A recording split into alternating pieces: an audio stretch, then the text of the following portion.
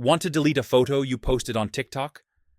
Here's how to remove a TikTok photo step by step.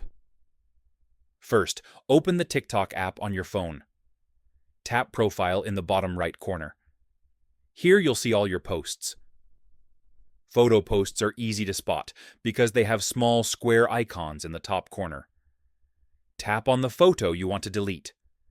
In the bottom right corner, tap the three dots or the share icon. Before deleting, I recommend saving a copy. Tap Download, then select Download Image. This way, you still have the photo on your phone. Now tap the three dots again. Swipe all the way to the end of the menu. Tap Delete. You'll see two options. Choose Delete to remove it permanently. And that's it.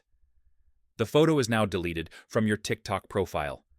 Follow and subscribe for more TikTok tips.